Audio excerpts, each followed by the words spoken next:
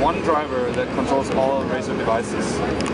So today we announced that we're adding, we're backwards adding all the older products. So the Death Adder is now part of this cloud driver as well.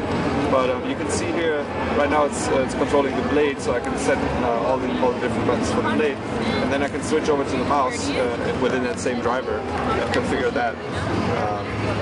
So for the mouse, a special thing that we did is we loaded pre-calibrations for all Razer mouse pads.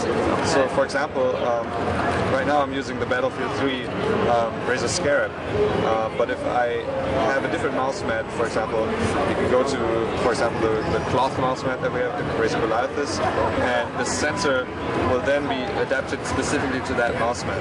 Wow, that's really cool. And if you're not using a Razer mouse pad, that's also possible. You can just select others, and then you can actively calibrate it to whatever other surface or mouse pad you're using. So if you're not using a mouse pad at all, you can actively calibrate the sensor to your table surface, for example. So it's optimized for tracking on the table. So to do that, like, how do you mean calibrate? Like what? Like, is it more towards how I like, or is it giving optimal? It's optimal. It's going to be optimized for that surface. So if you're actively calibrating it, it runs you through some steps to let the sensor detect what kind of surface the mouse is resting on. Yeah. That's really cool. Alright, so this is a concept device that we specifically made for MechWarrior Online, for the game. We worked on that together with Piranha Games, the publisher for MechWarrior, and we kind of envisioned how would it be like if you're actually sitting in the mech itself and controlling it. So this is what we came up with. Obviously you have a joystick on your right side, and it's actually modular, so if you're a left-hander you can switch the outer modules around.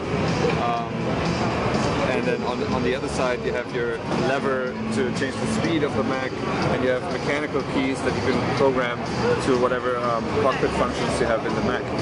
And in the middle there's a secondary screen that just gives you a lot of additional information about the robot, in addition to your regular screen which runs the game. So are those orange circles like hit points? So like if you take damage? Yeah, that's right.